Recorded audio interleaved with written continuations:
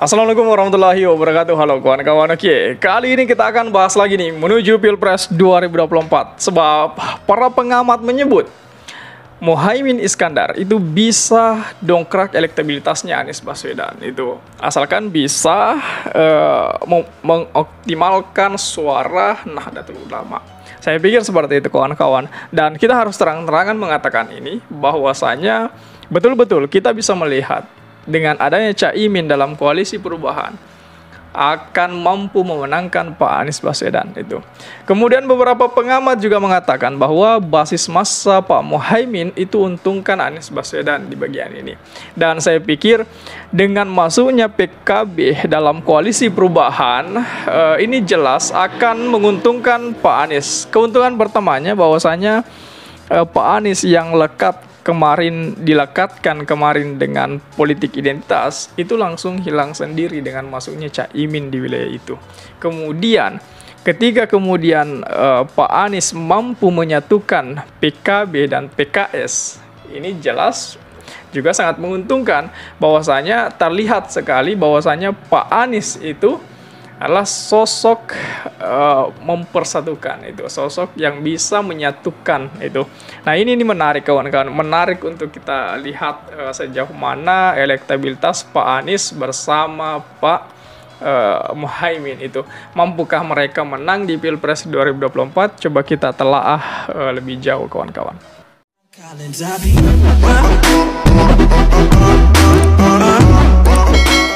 Direktur Parameter Politik Indonesia, Pak Adi Prayitno menyebut bergabungnya Ketua Umum Partai Kebangkitan Bangsa atau PKB, yakni Pak Muhaimin Iskandar, menjadi pendamping Pak Anies Baswedan tidak terlalu menjanjikan kenaikan elektabilitas. Pak Adi mengatakan bahwa pemilih dari kalangan Nahdlatul Ulama tidak secara keseluruhan mendukung Muhaimin Iskandar itu. Jadi Pak Adi menuturkan PKB memang memiliki suara yang meyakinkan khususnya di wilayah Jawa Timur dan Jawa Tengah dan dapat mengkonsolidasi kekuatan politik dari masyarakat Nahdlatul Ulama. Namun, kata dia, tidak semua masyarakat NU mau memilih Muhaimin Iskandar atau Caimin.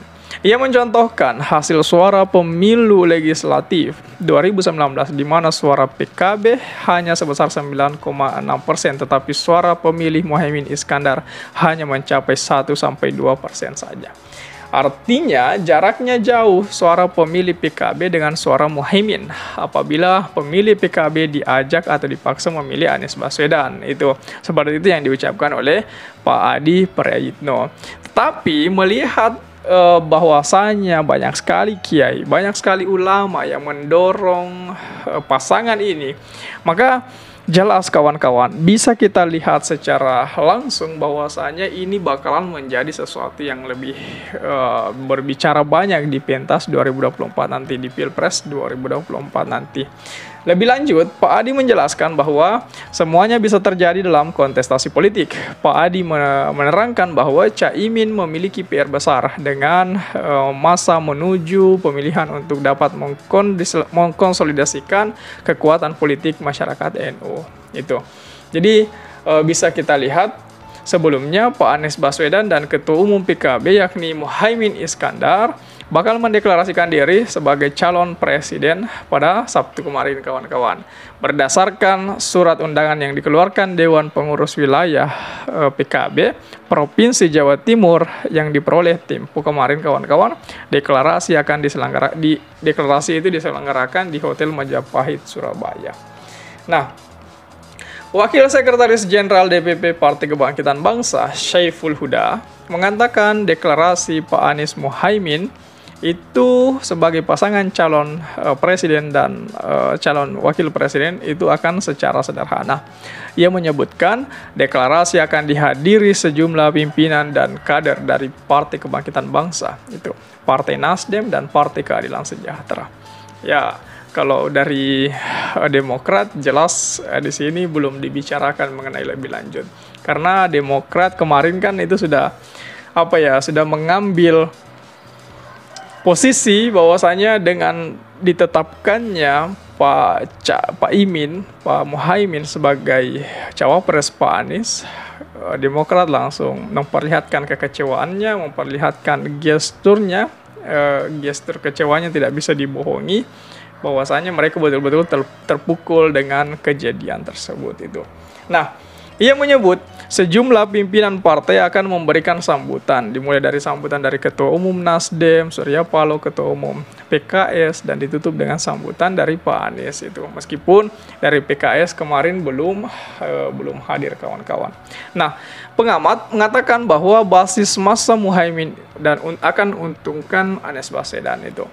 Pengamat politik Universitas Jember, Hermanto Rohman mengatakan Ketua Umum Partai Kebangkitan Bangsa (PKB), Muhaimin Iskandar mempunyai basis massa tradisional yang dapat menguntungkan Anies Baswedan sebagai calon presiden itu. Pak Anies butuh masuk ke basis massa tradisional pedesaan itu. Ya, dengan adanya sumber kekuatan dari Pak Muhaimin Iskandar ini bakalan membuat elektabilitas dari Anies Baswedan itu bakalan meroket. Perlu kita lihat itu bahwasanya kita jujur saja suara atau kekuatan Pak Anies di bagian Jawa Tengah dan Jawa Timur itu memang perlu disupport. Pensupportnya itu siapa? Ya ini PKB dan Caiminnya. Di Jawa Tengah itu suara terbanyak di situ kan PDIP kemarin di 2019. Runner up-nya itu PKB. Begitu juga dengan Jawa Timur. Jawa Timur beda lagi kasusnya. Karena PKB lah yang menang di Jawa Timur itu. Nah, dengan masa seperti ini kawan-kawan, Pak Anies dan Muhaimin bakalan mampu berbicara banyak di pentas Pilpres 2024. Ini juga bisa menjadi pukulan telak buat Pak Prabowo. Pak Prabowo juga sebenarnya saya pastikan Pak Prabowo mungkin hari ini juga sangat kecewa, juga sangat terpukul dengan adanya deklarasi Capres-Cawapres Anies Muhaimin. Karena ini juga menjadi gambaran kekecewaan dari PKB, Caimin, yang sejauh ini telah digantung oleh Pak Prabowo itu. Pak Prabowo yang selama ini selalu bertandem dengan PKB, selalu bertandem dengan Pak Muhaimin, tiba-tiba langsung mendengar kabar bahwa Pak Muhaimin dipasangkan dengan Pak Anies Baswedan. Jelas ini menjadi pukulan telak buat Pak Prabowo, Gerindra, dan koalisi Indonesia Maju lah sekarang ini. Nah, ia menjelaskan, Pak Surya Paloh sengaja menggandeng sosok Caimin untuk mengangkat citra sebagai koalisi yang bisa masuk dalam basis tradisional, ulama dan pedesaan, dan juga citra mengusung politik kebangsaan. Secara elektoral, lanjut dia, figur Caimin didukung oleh PKB yang solid dan juga memiliki basis elektoral yang jelas terutama di pedesaan dan pesantren di Jawa Timur. Hal itu pasti akan melengkapi dan menguntungkan basis elektoral yang sudah tergabung dari sosok Anies maupun Partai Nasdem, katanya. Kendati demikian, koalisi perubahan dan persatuan akan pecah dan secara persentase dua partai itu, PKB dan Nasdem sebetulnya bisa mengusung calon dan kedua partai sama-sama solid di internalnya. Apabila PKS tetap mendukung Anies, maka kelebihan dalam koalisi itu adalah didukung partai yang memiliki basis komando ke konstituen atau massa partainya kuat dan bisa masuk dalam segmentasi masyarakat yang berbeda dan bervariasi. Jadi tinggal bagaimana menggerakkan kesolidan, koalisi, dan pembagian peran dalam menggarap segmentasi masyarakat melalui mesin politik dari partai gitu.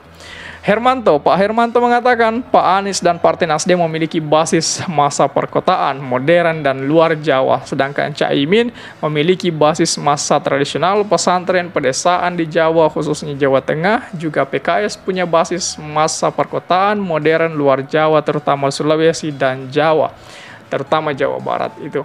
Dalam beberapa kontestasi Pilpres, lanjut dia, suara pemenang Pilpres akan ditentukan oleh massa di basis Jawa Timur, Jawa Barat, dan Jawa Tengah. Berdasarkan jadwal yang telah ditetapkan oleh Komisi Pemilihan Umum RI, pendaftaran bakal calon presiden dan wakil presiden itu dimulai 19 Oktober sampai dengan 25 November 2023. sebagaimana diatur dalam Undang-Undang Nomor 7 Tahun 2017 tentang pemilihan umum. Itu pasangan calon presiden dan wakil presiden diusulkan oleh partai politik atau gabungan partai politik peserta pemilu yang memenuhi persyaratan perolehan kursi paling sedikit 20%. Itu. Jadi saya pikir hal-hal semacam ini bakalan mendukung kekuatan, semakin memperlihatkan kekuatan Pak Anies Baswedan untuk melenggang di Pilpres 2024 itu. Jika betul-betul tidak dijegal oleh oleh penguasa atau semacamnya. Karena kita bisa lihat juga banyak sekali pemberitaan saat ini yang ingin menjerat Caimin itu, yang kasus 2012 lalu itu, apakah dengan masuknya Caimin di koalisi perubahan barulah muncul kembali isu-isu itu untuk menjegal Pak Anies Baswedan tidak mentas di 2024. Ini menarik sekali untuk kita nantikan. Nah, sekali lagi saya bertanya kepada kawan-kawan sekalian, mampukah kemudian Pak Anies dan Caimin menang di Pilpres 2024? Coba tulis tanggapan kawan-kawan di kolom komentar. Oke, share juga video ini supaya banyak yang tahu informasi ini dan juga bisa ikut nimbrung di kolom komentar. Oke kawan-kawan, jadi saya pikir itu saja dulu. Terima kasih telah tiba di sini. Jangan lupa subscribe agar tidak ketinggalan pada video selanjutnya. Sekali lagi terima kasih dan wassalamualaikum warahmatullahi wabarakatuh.